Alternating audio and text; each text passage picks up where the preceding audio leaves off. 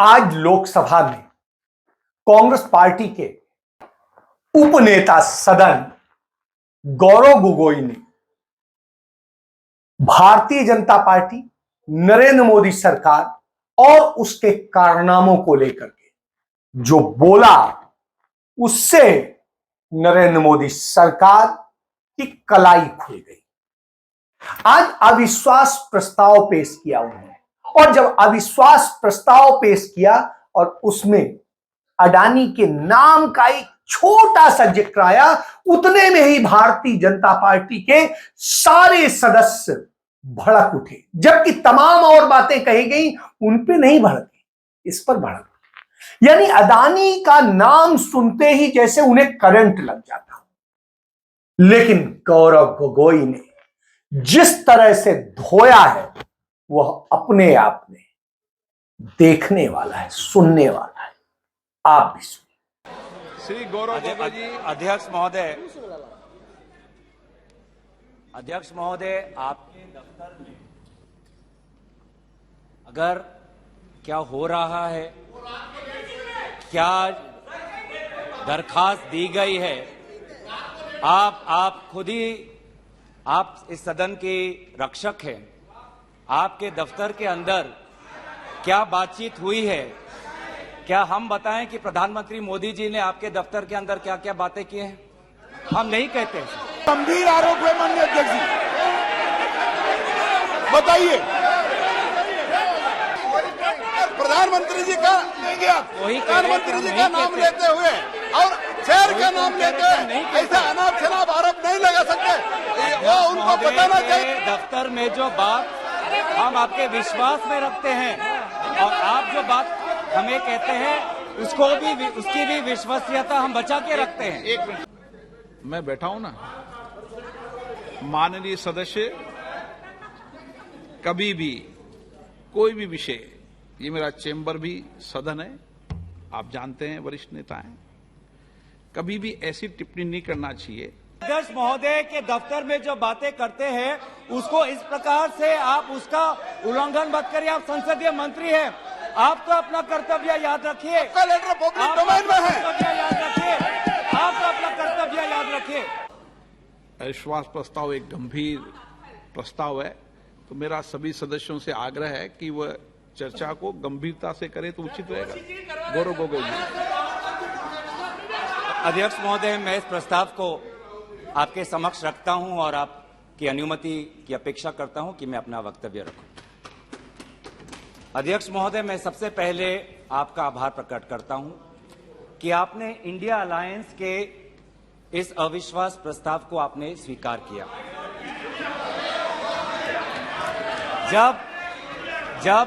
जब आपने पूछा कि इस अविश्वास प्रस्ताव के समर्थन में कौन कौन खड़ा है, तो मैं इस मंच से हमारे सारे इंडिया अलायंस दलों के सांसदों को मैं धन्यवाद और आभार प्रकट करता हूं।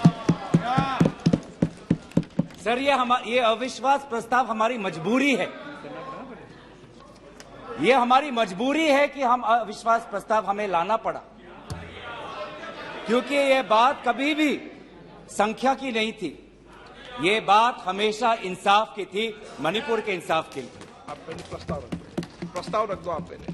सर, ये इंसाफ मणिपुर की है, मणिपुर के लिए है, इंसाफ है। मैं पढ़ूं महोदय, मैं निम्नलिखित प्रस्ताव पेश करता हूं कि ये सभा मंत्री परिषद में विश्वास का भाव व्यक्त करती है। सर, अध्यक्ष महोदय, ये अविश्वास प्रस्ताव मणिपुर के लिए हम लाए हैं, इंडिया अलायंस, क्योंकि मणिपुर आज इंसाफ मांगता है।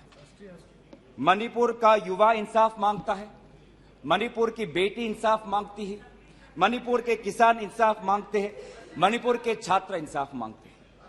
और मार्टिन लूथर किंग ने कहा है, मार्टिन लूथर किंग ने कहा है कि अगर कहीं भी नाइंसाफी हो तो वो हर जगह के लिए इंसाफ का खतरा बन सकता है।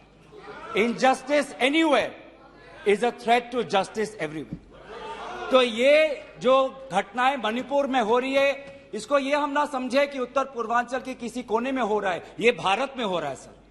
अगर मणिपुर जल रहा है तो भारत जल रहा है, अगर मणिपुर में आग लगी है तो भारत में आग लगी है, अगर मणिपुर विभाजित हुआ है तो भारत विभाजित हुआ है। तो आज हम सिर्फ मणिपुर की बात नहीं कर रहे, हम भारत की बात कर रहे हैं। सर, हमारी मांग स्पष्ट थी कि देश के मुखिया होने के नाते प्रधानमंत्री सदन में आए, अपनी बात रखे, अपनी संवेदना प्रकट करे और उस पर सारे पार्टी समर्थन दे और मणिपुर को एक संदेश जाए कि इस दुख की घड़ी में पूरा सदन मणिपुर के साथ है, हम मणिपुर में शांति चाहते हैं। यह हमारी अपेक्षा थी, यह हमारी अपेक्षा थी। लेकिन अफसोस की बात है कि ऐसा नहीं हुआ। प्रधानमंत्री महोदय ने एक मौन व्रत लिया कि सदन में ना लोकसभा में कुछ बोलेंगे ना राज्यसभा में कुछ बोलेंगे, और इसीलिए अध्यक्ष महोदय ये नौबत आनी पड़ी कि हम अविश्वास प्रस्ताव के द्वारा प्रधानमंत्री मोदी जी का मौन व्रत हम तोड़ना चाहते हैं। सर, साफ साफ 3 सवाल है प्रधानमंत्री महोदय से। सवाल पहला कि आज तक वो मणिपुर क्यों नहीं गए? राहुल जी गए, इंडिया अलायंस के विभिन्न पार्टीज गए, गृह मंत्री जी गए, एमओएस होम गए, पर देश के मुखिया होने के नाते प्रधानमंत्री मोदी जी क्यों नहीं गए? यह है सवाल पहला। सवाल दूसरा कि लगभग 80 दिन क्यों लगे प्रधानमंत्री मोदी जी को मणिपुर पे कुछ बोलने के लिए, और जब बोले तो सिर्फ 30 सेकंड के लिए बोले, और उसके पश्चात आज तक भी प्रधानमंत्री मोदी जी की तरफ से ना कोई संवेदना का शब्द, ना कोई शांति की याचना। मंत्री मंडल बोल रहे हैं कि हम बोलेंगे, हम बोलेंगे। आप बोले, आपको किसी ने नहीं रोका, लेकिन प्रधानमंत्री मोदी जी एक प्रधानमंत्री होने के नाते उनके शब्दों में जो महत्व है वो किसी मंत्री के शब्दों में नहीं है। माफ कीजिएगा, प्रधानमंत्री मोदी जी अगर प्रधानमंत्री होने के नाते एक शांति की पहल करें, उस कदम में जो ताकत है वो किसी मंत्री या किसी सांसद में वो ताकत नहीं है, एक प्रधानमंत्री होने के नाते। सवाल हमारा तीसरा कि प्रधानमंत्री जी ने आज तक मणिपुर के मुख्यमंत्री को बर्खास्त क्यों नहीं किया? आपने गुजरात में जब निर्वाचन आए, गुजरात में जब आपको अपनी राजनीति करनी थी तो गुजरात में मुख्यमंत्री बदल दिए, एक बार नहीं 2 बार। उत्तराखंड में निर्वाचन आ रहे थे तो उत्तराखंड में 1 बार, 2 बार, 3 बार, 4 बार शायद आपने मुख्यमंत्री बदल किए। त्रिपुरा में निर्वाचन आए तो त्रिपुरा में भी आपने निर्वाचन आपने से पहले आप मुख्यमंत्री को बदला। मणिपुर के मुख्यमंत्री में ऐसा क्या आपने विशेष, आपका आशीर्वाद आप दे रहे हैं, जिन्होंने खुद कबूल किया है कि आज मेरे कारण एक इंटेलिजेंस फेलियर हुआ है? ये 3 सवाल हैं सर, और शायद इन 3 सवालों का 3 उत्तर भी है। प्रधानमंत्री मोदी जी मणिपुर पर क्यों मौन हैं, शायद उस प्रश्न का उत्तर भी 3 है। पहला उत्तर कि प्रधानमंत्री मोदी जी को कबूल करना पड़ेगा कि उनकी डबल इंजन की सरकार, उनकी सरकार मणिपुर में व्यर्थ हो गई है, विफल हो चुकी है। इसीलिए आज मणिपुर में 150 लोग मरे, लगभग 5000 घर जलाए गए, लगभग 60,000 लोगों आज शिविर में हैं, लगभग 6,500 एफआईआर है, और मुख्यमंत्री, प्रदेश के मुख्यमंत्री होने के नाते जो एक संवाद का वातावरण बनाना चाहिए था, जो एक शांति, अमन और सद्भावना का एक वातावरण जो बनाना चाहिए था, आज उन्होंने सिर्फ मई महीने से नहीं, पिछले 2-3 सालों से ऐसे कुछ भड़काऊ उन्होंने कदम लिए हैं जो आज समाज के बीच में तनाव पैदा हो गया है। आज हम मणिपुर गए हैं, क्या मणिपुर में ये सबसे पहला हिंसा हुआ है? नहीं। क्या उत्तर पूर्वांचल में ये सबसे पहला हिंसा हुआ है? नहीं। इससे पहले भी हुए हैं, मणिपुर में भी हुए हैं।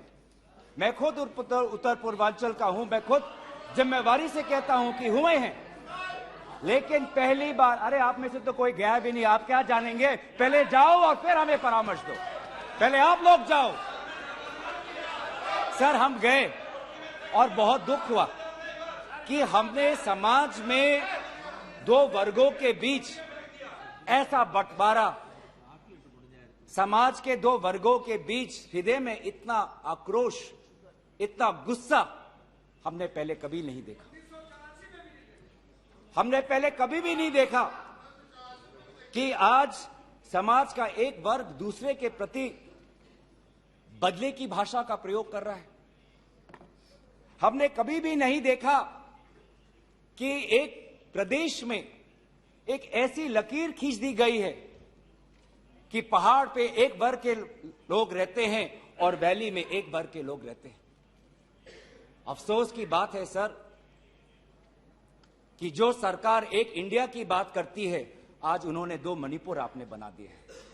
आपके राजनीति से दो मणिपुर आज बन गए।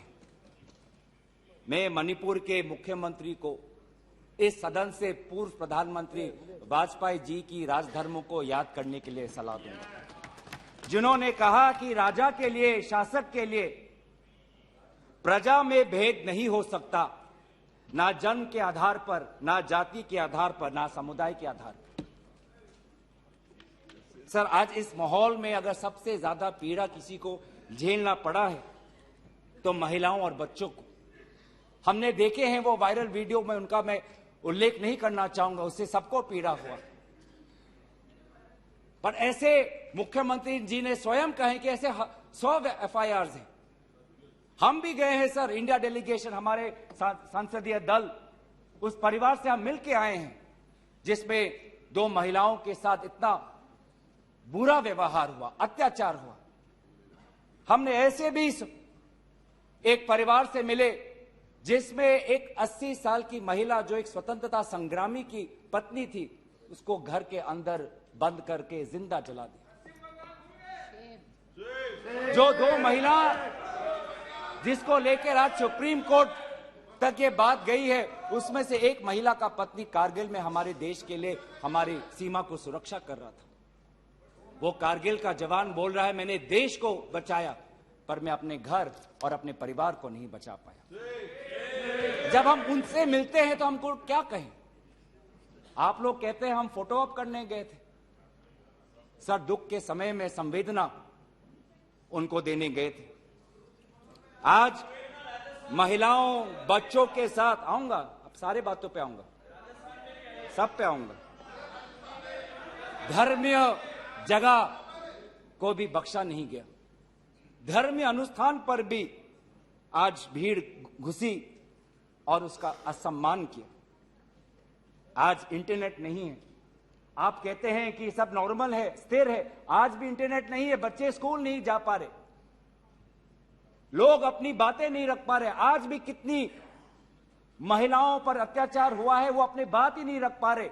वो तो वीडियो वायरल हो गया, नहीं तो मुझे लगता था कि आज तक प्रधानमंत्री मोदी जी मौन रहते अगर वीडियो वायरल नहीं होता। पर ऐसे हजार से ऐसे अत्याचार हुए। लेकिन वहां के मुख्यमंत्री क्या कहते हैं? अभी ड्रग्स के ऊपर वो बोलते हैं कि ये सब ड्रग्स के लिए हुआ है। अध्यक्ष महोदय, बहुत गंभीर पूर्वक मैं ये बात अपने आपके समक्ष सदन में रख रहा हूं कि मणिपुर के मुख्यमंत्री के कार्यालय से जब एक ड्रग माफिया के बड़े नेता को वहां की पुलिस ने पकड़ा तो मुख्यमंत्री के दफ्तर से फोन गया कि उस ड्रग के माफिया को बचाओ, रिहा करो। और वो ड्रग का माफिया कौन था? वो ड्रग का माफिया आप ही की दल के ऑटोनोमस डिस्ट्रिक्ट काउंसिल के चेयरमैन थे, जो वहां पे जब इटोचा सिंह को पकड़ा गया, लोयांग नांगबंग इटोचा, जब इस व्यक्ति को पकड़ा गया तो मुख्यमंत्री के दफ्तर से फोन गया कि इसको रिहा करो। और ये इटोचा कौन है? वहीं के राज्य सरकार के पीएचई मिनिस्टर सुशील द्रो के भाई हैं। आज ये इन सरकार राज्य में ड्रग्स की बात करते हैं, ड्रग्स के साथ मुख्यमंत्री महोदय के दफ्तर का ताल्लुकात है। ये बात मैं नहीं कर रहा, वो पुलिस अफसर जिनको इनकी राज्य सरकार ने मेडल दिया, वो आज वो बात कर रही है कि ये सरकार ने मुझे मेडल दिया और यही सरकार मुझे ड्रग्स से जुड़े हुए इनके दल के नेताओं को छोड़ने के लिए कह रही है। उन्होंने अपना मेडल वापस कर दिया राज्य सरकार। पॉपी फार्मिंग की बात करते हैं। आज आपका ही narcotics and affairs of border NAB ये कहता है the scale of poppy plantation in Manipur has spread across 15,400 acres of land in the hills between 2017 and 2023। 2017 में आपकी सरकार आई थी।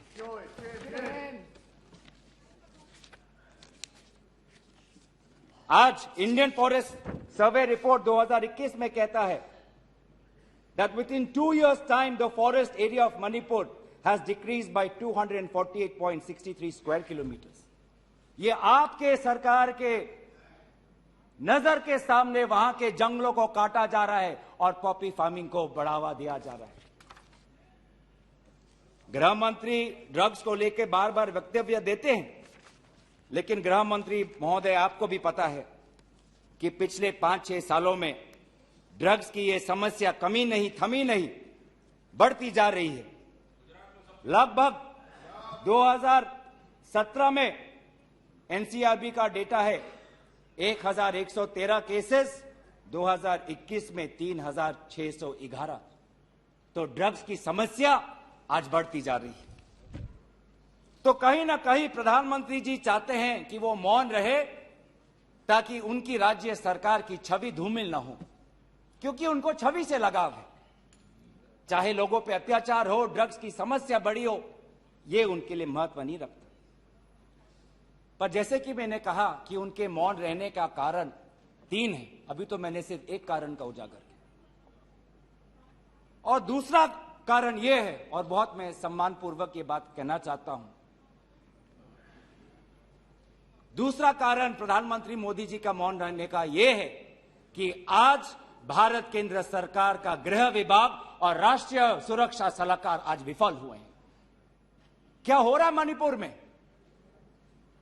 5000 से ज्यादा हथियार आज लोगों के हाथों में है। लगभग 35 पुलिस स्टेशंस में भीड़ वहां जाकर वहां से हथियार अपने साथ ले जाते हैं। कभी आप जितने भी राज्यों का आपने जो उजागर किया है, कभी ऐसी स्थिति देखी है कि 2 महीनों में एक भीड़ पुलिस थाने में जाकर, पुलिस ट्रेनिंग कॉलेज में जाकर वहां पे जो हथियार है वो लेके जाती है? क्या क्या हथियार ले गए हैं? क्या क्या हथियार लूट के ले गए हैं?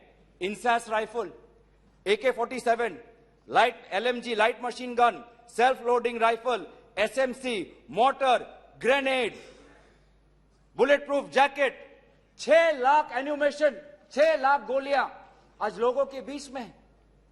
कि ये राष्ट्रीय सुरक्षा का मामला नहीं है? कहां है राष्ट्रीय सुरक्षा सलाहकार?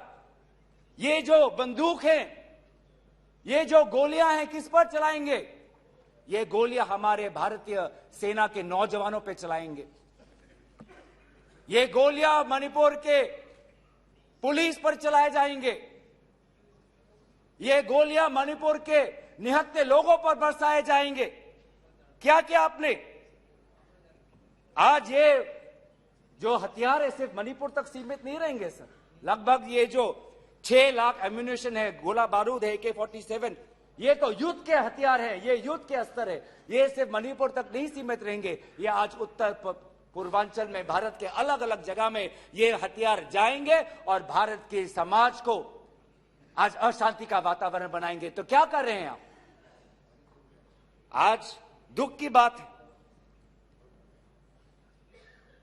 कि अभी मुख्यमंत्री पहले तो समाज पर दोष ठहरा रहे थे, अब मुख्यमंत्री, मणिपुर के मुख्यमंत्री केंद्र सरकार और असम राइफल्स पे आज निशाना साध रहे हैं। आज ही हमें सुनने में मिला कि असम राइफल्स, जिसको जिम्मेवारी दी गई है देश को, लोगों को बचाने के लिए, उनको हटाया जा रहा है। मुख्यमंत्री के घर के जो विधायक हैं, मैं उनका नाम नहीं लूंगा, वो पूछते हैं कि इतने हथियार कहां से आए, क्या कर रही है केंद्रीय शासित सुरक्षा दल। यह असम राइफल्स किसके अनुसार काम करता है? यह असम राइफल्स गृह विभाग के मंत्रालय से इनको निर्देश दिया जाता है। तो एक ऐसी व्यवस्था बन गई है मणिपुर में कि मणिपुर के पुलिस आज असम राइफल्स के जवान पर उंगली उठा रहे हैं, असम राइफल्स के जवान आज मणिपुर के पुलिस पर उंगली उठा रही है। ये बना है 21वीं सदी के भारत में। ऐसे हम समाधान कर रहे हैं पिछले 3 महीनों से। आज सुप्रीम कोर्ट ने जो जांच कमेटी बैठाई, उससे साफ साफ साबित होता है कि सुप्रीम कोर्ट ने भी आज केंद्र सरकार और राज्य सरकार के जो काम है उसको स्वीकार नहीं किया है। आज इसीलिए कमेटी बैठाई गई है। मैं पूछना चाहूंगा कि गृह मंत्री, आपने एक 51 मेंबर्स का कमेटी बैठाया, कितने बार वो कमेटी बैठी? आप 3 दिन थे, आप वहां पे गए, 51 आपने एक पीस कमेटी बैठाई, अच्छी बात है, लेकिन वो कमेटी आज तक असफल रही। गृह मंत्री ने कहा कि मैं 15 दिन बाद में आऊंगा, पर गृह मंत्री 15 दिन हो गए हैं, पर मणिपुर में दिखाई नहीं दिए। जब एक suspended insurgency group UKLF, united Kuki liberation front का चेयरमैन एसएस हाउके लीगल बयान में, एफिडेविट में यह बात कहता है कि भाजपा ने 2017 और 2019 के निर्वाचन में एक उग्रपंथी संगठन का उन्होंने सहयोग लिया। एक लीगल एफिडेविट में यह बात लिखा है। यह है इनका राष्ट्रवाद, यह है इनका राष्ट्रवाद, जो राष्ट्रवाद देश की अखंडता को आज सत्य के दांव पे आज भूल चुका है। यह राष्ट्रवाद है कि जो आज देश की अखंडता के साथ खिलवाड़ कर रहा है। आज उत्तर पूर्वांचल में आपके बड़े बड़े जो भी बातें हैं सारे अभी तक नाकाम रहे हैं। एनआरसी की बात करते हैं, आज तक एनआरसी असम में लागू नहीं हुआ। सीएए की बात करते हैं, ऐसा एक माहौल वहां पे हुआ कि पूर्व जापान के प्रधानमंत्री असम नहीं जा पाए। नागा पीस फ्रेमवर्क 8 साल हो गए, अभी तक हमने नहीं देखा कि ये नागा पीस फ्रेमवर्क में हुआ क्या है। गृह मंत्री आज नागा विधायक से अलग से मिलते हैं, मणिपुर के से आए हुए कुकी विधायक से अलग से मिलते हैं। क्यों नहीं आप सबको एक साथ मिलकर बुलाएं और शांति की अपेक्षा करें? ये अलग अलग मीटिंग क्यों? ऐसे उत्तर पूर्वांचल की समस्या नहीं सुलझेगी कि अगर आप समाज, जाति, धर्म के आधार पर बंटवारा करें। आपको साथ में लेना पड़ेगा। पहली बार हम ये देख रहे हैं कि 2 उत्तर पूर्वांचल के राज्य असम और मिजोरम के पुलिस अफसर एक दूसरे पे गोली चला रहे। ये आपकी राष्ट्रीय सुरक्षा की नीति है। इसी बात का उजागर राहुल गांधी जी ने इस सदन में किया था जब उन्होंने आपको चेतावनी दी थी कि आप उत्तर पूर्वांचल के साथ खिलवाड़ कर रहे हो। उत्तर पूर्वांचल हमारे देश का हिस्सा है, इन्होंने कहा था। आज जो तीसरा कारण मैं आना चाहता हूं, जिसके कारण प्रधानमंत्री मोदी जी मौन है। पहला, उनकी राज्य सरकार विफल थी। दूसरा, उनका गृह विभाग और राष्ट्रीय सुरक्षा सलाहकार विफल रहे। और तीसरा, प्रधानमंत्री मोदी जी के मौन रहने का कि वो अपनी भूल कबूल करना नहीं चाहते। अगर वो बोले तो कि उनकी चूक हुई है राज्य सरकार से, तो ये भूल वो कभी जनता के सामने कबूल नहीं करना चाहते, मौन रहना पसंद करते हैं। और ये पहली बार नहीं हुआ है, ये पहली बार नहीं हुआ है जब भारत के स्वर्ण पदक लाने वाले कुश्ती के महिला खिलाड़ी जब सड़क पे जब विरोध कर रहे थे तो प्रधानमंत्री मौन थे। जब 750 किसान आंदोलन पे उनकी जीवन गई, बलिदान दिया, शहीद हुए, तो प्रधानमंत्री मौन थे। जब 2020 में दिल्ली में रायट्स हुए, दंगे हुए, पर विदेश के एक सरकार के नेता आए थे, उस समय भी प्रधानमंत्री मौन थे। जब अडानी पर इसी सदन में राहुल गांधी जी ने प्रधानमंत्री मोदी जी से सवाल किया कि कितने बार अडानी जी एक विशेष कंपनी को प्रधानमंत्री के साथ जाने पर उनको सुविधा हुआ, तो प्रधानमंत्री मोदी जी मौन थे।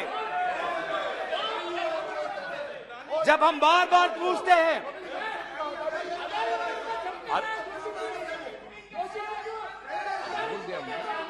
सर बड़ी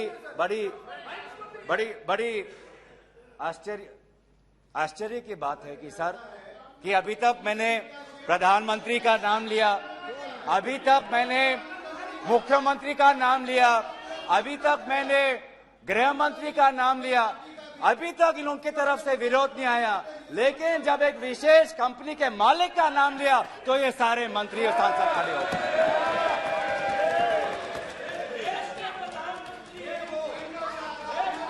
किसकी सरकार है सर? ये किसकी सरकार है? जब चीन पर हमने सवाल किया, चीन पर आप पूछे, मैं चीन पर आता हूं, जब चीन पर हमने सवाल किया कि चीन हमारे सीमा के अंदर कितने किलोमीटर पर है, तो प्रधानमंत्री मोदी जी मौन रहे।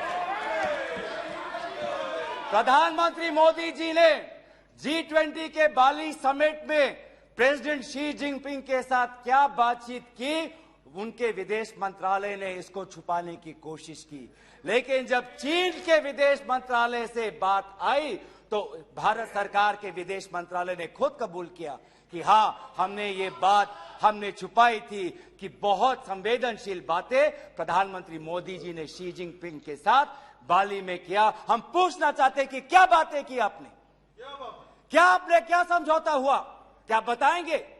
विदेश मंत्री ने कुछ दिन पहले हम सबके समक्ष एक स्टेटमेंट रखा, पर उस स्टेटमेंट पर भी बाली में प्रधानमंत्री मोदी जी और प्रेसिडेंट राष्ट्रपति शी जिनपिंग के बीच में क्या बात हुई, इन्होंने उजागर नहीं किया।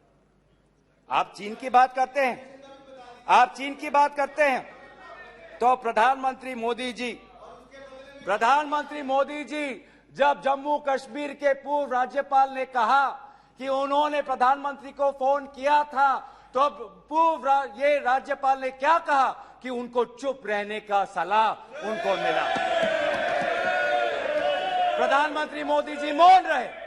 जब पूर्व एक राज्यपाल ने कहा कि हमने सुरक्षा मांगी थी हमारे पुलवामा के जवानों के लिए, लेकिन हमको कोई सुरक्षा नहीं मिली, जब ऐसा गंभीर बात एक पूर्व राज्यपाल, आपकी ही चुनी हुई राज्यपाल ने रखा, तो प्रधानमंत्री मोदी जी मौन रहे।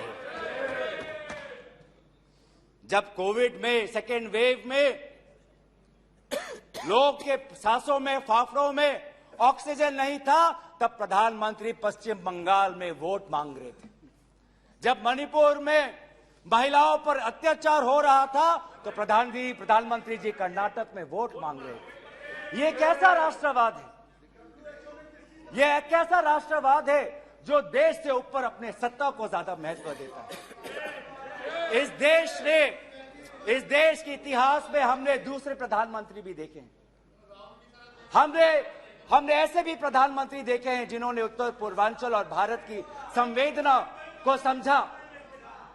मैं उदाहरण देना चाहता हूं, जब असम में हमारा असम अकॉर्ड हुआ 1985 में, तो असम में हमारी कांग्रेस की सरकार थी, लेकिन शांति के पहल के लिए उस समय के पूर्व प्रधानमंत्री राजीव गांधी जी ने कहा कि कांग्रेस की सरकार बर्खास्त होनी चाहिए, हम एक निर्वाचन लाना चाहते हैं ताकि शांति आगे बढ़े। ये हमारा राष्ट्रवाद है कि दल से ऊपर हमारा देश, ये हमारा राष्ट्रवाद है। जब मीजो अकॉर्ड हुआ, सुन लीजिए, सुनने का धैर्य रखिए।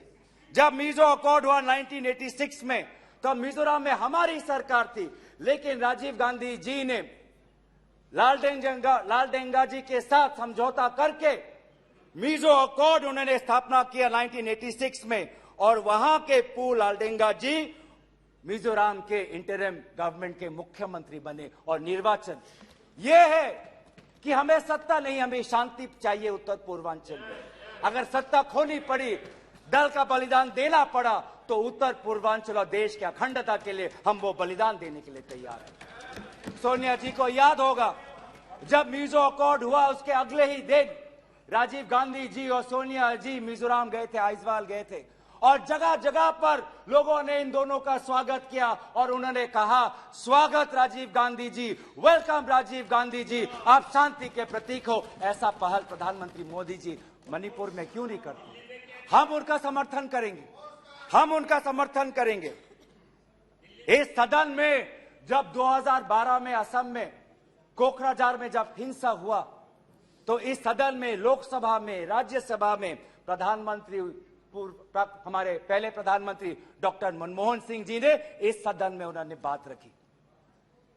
जब कोकराझार में जब हिंसा हुआ, तो उसके 7 दिन बाद प्रधानमंत्री मनमोहन सिंह जी वहां पर गए और उन्होंने कहा, क्या कहा? उन्होंने कहा असम में जाकर, we are one people, we are one nation, we must live together as such, we must restore peace and calm throughout the area. ऐसी बातें प्रधानमंत्री मोदी जी क्यों नहीं करते? चलिए मेरे दल का नहीं, चलिए मेरे दल का नहीं, मैं आपके दल का उदाहरण देता हूं। जब 2002 में गुजरात में जब दंगे हुए, तो उस समय के प्रधानमंत्री वाजपेयी जी गुजरात गए थे, शाह आलम के वो रेफ्यूजी कैंप में गए थे। तो सीधा सीधा सर, मैं प्रधानमंत्री जी से 3 में हमारी याचना है, 3 हमारे याचना है। याचना 1 कि वो सदन में आकर अपनी बात रखे, लोकसभा में आए और राज्यसभा में भी जाएं, लोकसभा में भी आए और राज्यसभा में भी जाए। हमारी याचना दूसरा कि वो मणिपुर जाए और पूरे पार्टी को लेके जाए। ये बात हमने सदन के प्रारंभ होने से भी पहले कहा था कि अगर प्रधानमंत्री पूरा मणिपुर को में एक ऑल पार्टी डेलीगेशन लेके जाएंगे तो हम सब उसमें शामिल होंगे। और हमारा तीसरा ये याचना है कि मणिपुर के विभिन्न समाज सेवक संगठनों को बुलाकर एक मीटिंग करिए, शांति का एक पहल रखिए। लेकिन प्रधानमंत्री क्या कर रहे हैं? प्रधानमंत्री आज इंडिया अलायंस को बदनाम करने में तुले, देश के नाम को आज बदनाम करने में तुले हैं। अफसोस की बात है, अफसोस की बात है, जब आप पॉपुलर फ्रंट ऑफ इंडिया की बात करते हैं, इंडिया मुजाहिदीन की बात करते हैं, ईस्ट इंडिया कंपनी की बात करते हैं, तो हम इंडियन इंस्टीट्यूट ऑफ टेक्नोलॉजी की बात करते हैं, हम इंडियन स्पेस रिसर्च ऑर्गेनाइजेशन की बात करते हैं, हम इंडियन पुलिस फोर्स की बात करते हैं, हम इंडियन एयरफोर्स की बात करते हैं। आप जब इंडिया को बदनाम करते हैं तो हमें तो भारत का तिरंगा दिखता है, जहां पे गेरुआ है, सफेद है, हरा है और बीच में अशोक का चक्र है। आज नफरत एक हथियार बन चुका है, नफरत एक हथियार बन चुका है वोट जीतने के लिए। वो चाहे मणिपुर में हो, वो चाहे हरियाणा में हो, वो चाहे कर्नाटक में हो, वो चाहे मध्य प्रदेश में हो। आप जितना भी नफरत फैलाएं, आप जितना भी नफरत फैलाएं, हमने राहुल जी के नेतृत्व में भारत जोड़ो यात्रा किया है। आपके नफरत के बाजार में हम जगह जगह पे मोहब्बत का दुकान खोलेंगे। हम संविधान की सुरक्षा करेंगे। Our constitution that talks about equality, liberty, justice, fraternity, हम इस संविधान के आदर्शों की हम सुरक्षा करेंगे। आप पूंजीपतियों का विकास चाहते हैं, सबका विकास कहते हैं, लेकिन करते हैं पूंजीपतियों का विकास, और वो भी सिर्फ 6 पूंजीपतियों का। आज भारत में एक ऐसा हमने व्यवस्था देखा है कि 6 कंपनियों के पास आज 25% पोर्ट है, 45% सीमेंट प्रोडक्शन है, 33% स्टील प्रोडक्शन है, 60% टेलीकॉम प्रोडक्शन है, 45% कोल प्रोडक्शन है। ये है आपका विकास का मॉडल, ये है आपका विकास का मॉडल। मैं उस कंपनी का नाम नहीं लूंगा जिससे आप उत्तेजित हो जाते हैं, लेकिन दूसरे कंपनी को तो नाम ले सकता हूं ये कैसा प्रक्रिया है सर? ये कैसा कॉम्पिटेटिव इकोनॉमी बना रहे हैं? जब अप्रैल 2030 में श्री सीमेंट संघी इंडस्ट्रीज को खरीदना चाहता है तो जून में ही श्री सीमेंट पर आईटी का डिपार्टमेंट का रेड होता है और जुलाई 2023 में श्री सीमेंट एक्विजिशन से बाहर निकलता है और अगस्त में अडानी का अंबुजा सीमेंट संघी इंडस्ट्री को खरीदता है। ये इकोनॉमी बना रहे हैं। ऐसा इकोनॉमी आप बनाएंगे? हम चाहते हैं पूंजीपतियों का विकास नहीं, हम चाहते हैं कि किसान का विकास हो जिससे राहुल जी मिले हैं। हम चाहते हैं वो मैकेनिक का विकास हो जिससे राहुल जी मिले हैं। हम चाहते हैं वो फैक्ट्री वर्कर का विकास हो जिससे हमारे पास आते हैं वो स्मॉल बिजनेस, वो ट्रेडर्स जो हमारे पास आते हैं, हम उनका विकास चाहते हैं। आप गरीबों की बात करते हैं, आपने गरीबों के साथ विश्वासघात किया है। आज टमाटर 2050 केजी में, पेट्रोल 102 लीटर का, एलपीजी 1200 रुपए सिलेंडर का, मिल्क आज दूध के दाम पे। आपको इकोनॉमी की बात करते हैं, लार्जेस्ट फास्टेस्ट ग्रोइंग इकोनॉमी की बात करते हैं, जाइए ये भाषा उस आजाद मंडी के उस आदमी के सामने वो रखिए जिसके आंसू आज पूरे देश ने देखा है, जो कहता है रो रो के कि मेरे पास पैसा नहीं है। ये जीडीपी और फास्टेस्ट ग्रोइंग इकोनॉमी की बातें उनको समझाइएगा। आजादपुर मंडी में राहुल जी गए, आप किसान की बात करते हैं, आपके डेटा में आज हमको मिला है कि लगभग 10,000 किसानों ने आत्महत्या कर दी है, जिसमें से किसान है, श्रमिक है, कल्टीवेटर्स है। ये है पार्लियामेंट में आज उत्तर आता है कि एमजीएनरेगा में 5 करोड़ लोगों को आज एमजीएनरेगा से बाहर कर दिया है। ये आपका विकास है? तो सर ये आप गरीबों पे विश्वासघात करिए, हम राजस्थान की तरह देश में महंगाई में हम राहत लाएंगे। आप आदिवासियों में अत्याचार करें, हम आदिवासी छात्र, महिलाओं और एनजीओ के साथ हम भारत को हम जोड़ेंगे और इंडिया को जिताएंगे। India that is a union of states we will protect and we will win. जो 2024 में भारत जीतेगा, इंडिया जीतेगा। इतना अहंकार मत करिए। इन्हीं बातों के साथ मैं अपना प्रस्ताव यहीं पे रखता हूं। धन्यवाद।